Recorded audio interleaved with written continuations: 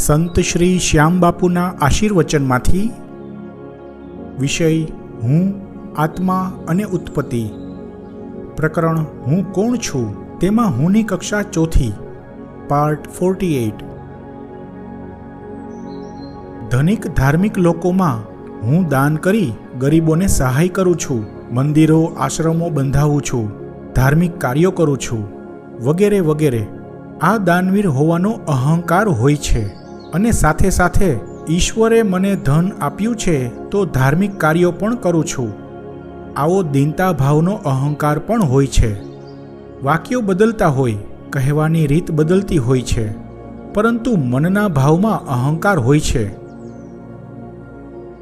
અને બાહ્ય ભક્તિ કરતા ભક્તોમાં હું દાસ છું, દાસનો પણ દાસ છું, સેવક છું, પ્રભુ ભક્તિમાં રત રહું છું વગેરે દાસ ભાવનો અહંકાર, ભક્તિ કર્યાનો અહંકાર હોય છે. દીનતા, દાસ ભાવ, સેવક ભાવ વગેરે વિનમ્રતાના જ પ્રકારો કહેવાય. આ બધા જ બીજા પ્રકારના અહંકાર કહેવાય. જોકે ધનવાન ધાર્મિક હોય અથવા તો બાહ્ય ભક્તિ કરતા ભક્તો હોય, તે લોકોને પોતાને આવા અહંકારની સમજ નથી હોતી. બીજાના અહંકારની સમજ હોય છે. બીજા કોઈને કહી શકશે કે તે માણસ અહંકારી છે, પરંતુ પોતાના વર્તનની કે અહંકારની સમજ નથી હોતી. આ રીતે જ્યાં સુધી પાંચમી કક્ષાએ પહોંચી શકાતું નથી ત્યાં સુધી અહંકારથી બચી શકાતું નથી. પરંતુ જો અહંકારની સમજ આવતી જાય તો તેના વિશે બોધ થતો જાય તો આધ્યાત્મમાં પ્રગતિ થતી જાય. જોકે ભૌતિક સંસાર માટે અહંકાર અત્યંત જરૂરી હોય છે. અહંકારને હું ભૌતિક સંસારનું એક મુખ્ય પરિબળ તરીકે ઓળખાવું છું. કારણ કે આ સંસાર માયાથી ઉત્પન્ન થયો છે. મૃત્યુલોકની માયાજાળ એટલે સંસાર, અને માયા ક્યારેય અહંકાર વગર પોતાની માયાજાળ પાથરી ન શકે. સંસાર પોતાની માયાના વશીકરણ દ્વારા જેનામાં બીજા પ્રકારનો અહંકાર હોય તેને જ વશીભૂત કરી શકે. જો અહંકાર ન હોય તો સંસારની માયાના વશીકરણનું કામ ન લાગે. કારણ કે જો માણસ અહંકારથી મુક્ત થઈ જાય તો પરમાત્માના પરમ અસ્તિત્વ સાથે એકાકાર થઈ જાય. પોતાનું અસ્તિત્વ પછી પોતાનું ન રહે. તેથી પરમ અસ્તિત્વ સાથે માયાનું વશીકરણ કામ ન કરે. તેથી પરમ અસ્તિત્વ સાથે એકરૂપ થયેલ વ્યક્તિ સામે માયાના હથિયારો કામ ન લાગે. પરંતુ આવું બનતું નથી. વાત કરવા જેટલું સહેલું પણ નથી. તેથી જ તો સંસાર છોડીને સંન્યાસી થયેલા મોટા ભાગના સંન્યાસીઓથી પણ ખરેખર સંસાર છૂટતો નથી, કારણ કે અહંકાર છૂટતો નથી. અહંકાર છૂટે પણ કઈ રીતે? પોતાના સ્વયંમાં રહેલા અહંકારની જાણ તો થવી જોઈએ. પહેલા તો પોતાનો અહંકાર ઓળખાવવો જોઈએ, પછી આગળની પ્રક્રિયા કરવાની તૈયારી હોવી જોઈએ. આ જરા પણ સહેલું નથી. સંસાર છોડવો સહેલો છે, ભોગવિલાસનો ત્યાગ કરવો સહેલો છે, પરંતુ પોતાનો અહંકાર છોડવો સૌથી મુશ્કેલ છે. કારણ કે સંસાર છોડવો કે ભોગવિલાસનો ત્યાગ કરવો તેની પાછળ પણ અહંકાર જ રહેલો હોય છે. આ વાતને જરા ઠીક સમજીએ. ઈચ્છાઓમાં અહંકાર છુપાયેલો હોય છે અને ઈચ્છાઓ પૂરી કરવી એટલે અહંકારને તૃપ્ત કરવો. માણસની ઈચ્છાઓ સાંસારિક હોય છે, એટલે કે ભોગવિલાસની ઈચ્છાઓ હોય છે. તેથી તે બધી ઈચ્છાઓની પૂર્તિ માટે માણસ જિંદગીભર ઢસરડો કરતો જ રહે છે. આ અહંકારની કમાલ છે.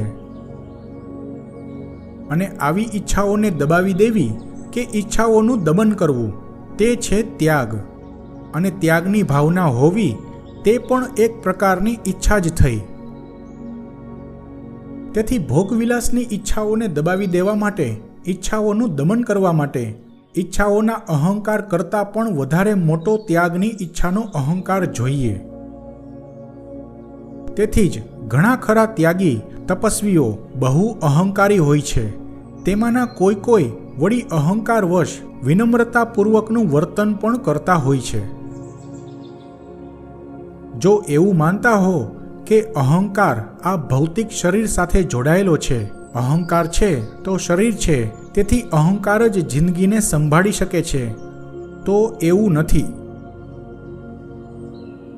અહંકારનો અતિરેક તો ભૌતિક શરીરને પણ ભરખી જાય છે, જિંદગી પણ ઝૂંટવી લે છે. તેનું ઉદાહરણ આત્મહત્યા છે. જે માણસ આત્મહત્યા કરે છે તેમાં પણ અહંકાર રહેલો હોય છે. આત્મહત્યા કરનાર માણસને એવું નથી કે બ્રહ્મજ્ઞાન લાગી ગયું, સત્ય પામી ગયા, આ નશ્વર સંસારનો મોહ છૂટી ગયો, તેથી સંસારનો ત્યાગ કરવા આત્મહત્યા કરી લીધી. નહીં, એવી કોઈ ઉચ્ચ ભાવનાઓ હોતી નથી. જિંદગી તો તેને પણ જીવવી હોય છે, પરંતુ પોતાની રીતે જીવવી હોય છે. પોતાની શરતો પ્રમાણે જિંદગી જીવવી હોય છે. ખરેખર તો તેમાં જિંદગી જીવવા કરતાં જિંદગી જીતવાના ભાવ વધારે હોય છે. અને તેમ કરવામાં સફળ ન થાય, પોતે ધારેલા જિંદગીના સમીકરણો ઉલટા થતા દેખાય તો કોઈ આત્મહત્યા કરી લે છે. જિંદગી પાસેથી કશું શીખવું નથી, પરંતુ જિંદગીની ગાડીને પોતાની રીતે ચલાવવી હોય છે. તેમાં ભેખડે ભરાઈ જાય તો ક્યારેક આત્મહત્યા જેવું આત્યંતિક પગલું ભરી બેસે છે. તો ક્યારેક માણસ અહંકારવશ પોતાની જાતે જ જિંદગીમાં બીજાને ફસાવવા માટે એવા ચક્રવ્યૂહ રચ્યા કરે છે કે ક્યારેક તે ચક્રવ્યૂહમાં પોતે જ ફસાઈ જાય છે અને આત્મહત્યા કરી બેસે છે. તો ઘણા લોકો વળી બીજા પાસે પોતાનું ધાર્યું કરાવવા માટે આત્મહત્યાના નિષ્ફળ પ્રયાસો પણ કરતા હોય છે. આત્મહત્યા પણ એક પ્રકારની ત્યાગની ભાવના જ કહેવાય. સૌથી મોટો ત્યાગ દેહ ત્યાગ છે. આવી ચિત્ર વિચિત્ર માનસિકતા પાછળનું કારણ અહંકાર જ હોય છે.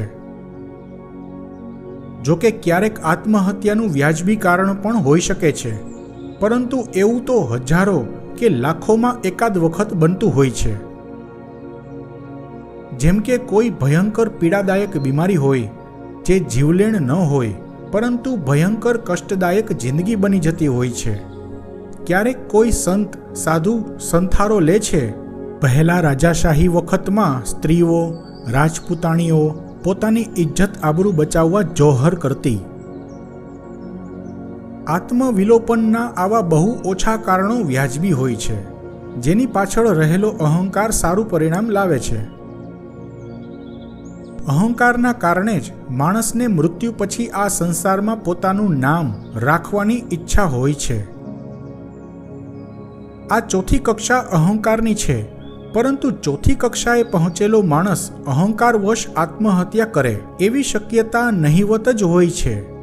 ચોથી કક્ષાના માણસો પોતાના બુદ્ધિ અને ભૌતિક જ્ઞાન દ્વારા ઘણી રીતે સક્ષમ હોય છે, તેથી પરિસ્થિતિઓ સામે ઝઝૂમવાની માનસિક શક્તિ હોય છે. લાગણીઓ ભાવનાઓમાં તણાઈ જાય એવા જજ્બાતી નથી હોતા, કારણ કે ઇમોશનની કક્ષા ત્રીજી છે. તેથી ચોથી કક્ષાના માણસો બહુ જજ્બાતી ન હોઈ શકે, તેથી આત્મહત્યા કે એવી સાધારણ મનોવૃત્તિ ઉપર કાબૂ મેળવી શકે છે. ચોથી કક્ષાએ પહોંચેલા માણસો પોતાનો અહંકાર સંતોષવા આ સંસારમાં પોતાનો અલગ સંસાર બનાવવાની કોશિશ જિંદગીભર કરતા જ રહે છે. નામ, શોહરત, યશ, ધન, વૈભવ, પ્રતિષ્ઠા વગેરે પ્રાપ્ત કરવા પાછળ જિંદગી ખર્ચી નાખે છે. તેથી જ માણસ પોતાના નિજાનંદને મહત્વ નથી આપી શકતો અને મૃત્યુ ન આવે ત્યાં સુધી ભૌતિક કાર્યો કરતો જ રહે છે. તેથી જ મૃત્યુ કોઈને સ્વીકાર્ય નથી. મૃત્યુની સ્વીકૃતિ ન હોવાથી મૃત્યુ વધારે વિકરાળ બને છે, વધારે કષ્ટદાયી બને છે. અહંકારવશ માણસ 50-60 વર્ષની ઉંમર પછી પણ ભૌતિક જગતને પામવાના પ્રયાસો ચાલુ જ રાખે છે. મોટા મોટા ધ્યેય રાખી તે ધ્યેય સિદ્ધિ માટે ઝઝૂમતા રહે છે, કાવા દાવા કરતા જ રહે છે. જેમ જેમ ઉંમર વધતી જાય છે તેમ તેમ વધારે ને વધારે દુનિયાનો રંગ ચડતો જાય છે. વાતચીતમાં માણસ બાહ્ય રૂપે તો કહેતો હોય છે, હવે તો અમારે લાંબુ જીવવું નથી, આવી જિંદગી કરતાં મૃત્યુ આવે તો સારું, પરંતુ અંતર્મનથી મૃત્યુની સ્વીકૃતિ નથી હોતી, કારણ કે અહંકાર માણસને મરવા ન દે.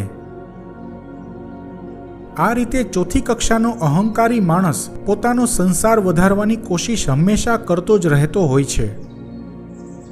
ભૌતિક સંસાર વધુ વિકસાવવા માટે વધારે ભૌતિક જ્ઞાન જોઈએ, કારણ કે ભૌતિક જ્ઞાન છે તે વિકસવાનું કામ કરે છે. જ્ઞાન વિના વિકાસ શક્ય નથી.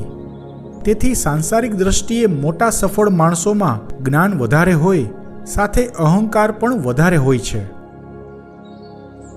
શાસ્ત્રોએ માયાનું સંબોધન અવિદ્યા, અજ્ઞાન દ્વારા કર્યું છે. એટલે કે ઋષિઓ અવિદ્યા, અજ્ઞાનને જ માયા ગણાવે છે. તેથી અહંકાર પણ અજ્ઞાન થયું કહેવાય, અવિદ્યા કહેવાય. શાસ્ત્રોની આ વાત માયાથી પર થવાની વાત છે. સંસારને પાર કરીને પરમાત્માને પામવાની વાત છે.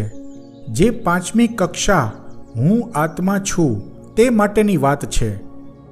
જ્યાં સુધી હુંનો અહંકાર રહેશે ત્યાં સુધી આત્માની કે પરમાત્માની અનુભૂતિ શક્ય નથી, તે સંદર્ભની વાત છે. એટલે કે જ્યાં સુધી અહંકાર રહેશે ત્યાં સુધી પરમાત્માની પ્રાપ્તિ શક્ય નથી. તેથી આધ્યાત્મિક દ્રષ્ટિએ અહંકાર બાધારૂપ બને છે. તેથી અહંકારને અજ્ઞાન કે અવિદ્યા કહ્યા છે. હું અત્યારે જે વાત કરું છું તે ચોથી કક્ષાની વાત છે, અહંકારની વાત છે. અહંકારથી સંસારની વૃદ્ધિ થાય છે તે વાત છે. તેથી ભૌતિક સંસાર માટે ભૌતિક જ્ઞાન જોઈએ, संसार ने अहंकार જોઈએ. क्या पाया है, क्या खोया है, क्या इसके अलावा कुछ किया भी है? हिसाबों की बात छोड़ तुमने क्या रब की नेमत पाई है? अर्थात माणसनी दिनचर्या શું હોય છે? ભૌતિક રીતે આરામદાયક સગવડતાઓ વધારવી, સુવિધાઓ વધારવી, સંસાધનો વધારવા અને પોતાનો પરિવાર વધારવો. આ સિવાય આખી જિંદગી માણસ બીજું કરે છે શું? અને ગડપણમાં પોતે ભેગા કરેલા સંસાધનો પોતાના સંતાનોને સોંપવામાં પણ ખચકાટ અનુભવે છે. હા, જિંદગીભર આવી એક જ પ્રવૃત્તિથી ક્યારેક કંટાળે પણ છે. આવી કંટાળાજનક જિંદગીનો થાક વર્તાય તો ખરા જ. ત્યારે વર્ષમાં 1-2 વખત કોઈ હિલ સ્ટેશન પર વેકેશન ગાળવા ચક્કર લગાવી આવે છે. અને ધાર્મિક માણસ હોય તો એકાદ તીર્થયાત્રા કરી પુણ્ય કમાવાનો ડોળ કરી લે છે. અને ફરી એ જ સંસારનું ચક્કર ચાલુ. પૂજા પાઠ કે ભક્તિ કરીને મન મનાવી લે છે કે હું ફક્ત ભૌતિકવાદી નથી, ઈશ્વર ભજન પણ કરું છું. પરંતુ ખરેખર સોદાબાજી વગર પૂજા પાઠ કર્યા છે? ફક્ત ઈશ્વર પ્રત્યે આકર્ષણના કારણે જ ભક્તિ કરી છે? પરમ તત્વની અનુભૂતિ કરી છે? માણસ તો ભૌતિક જિંદગીની સફળતા કે સરળતાને જ પ્રભુની કૃપા માની બેસે છે. ભૌતિક સફળતા તો તમારી મહેનત, યોગ્યતા અને કાર્મિક ઉર્જા પ્રમાણે મળે છે. ક્યારેક પરમ તત્વની એ ચેતનાનો અનુભવ થાય તો સરખામણી થાય કે ભૌતિક જિંદગી કરતાં આધ્યાત્મિક જીવન કેટલી હદે ઉત્તમ કક્ષાએ પહોંચાડી શકે છે. એવો અનુભવ થાય તો ગડપણમાં જિંદગી છૂટ્યાનો અફસોસ ન થાય. બાકી તો ચક્કર ચાલુ. આવતા અંકમાં હું કોણ છું પ્રકરણમાં હુંની કક્ષા ચોથી ચાલુ રહેશે.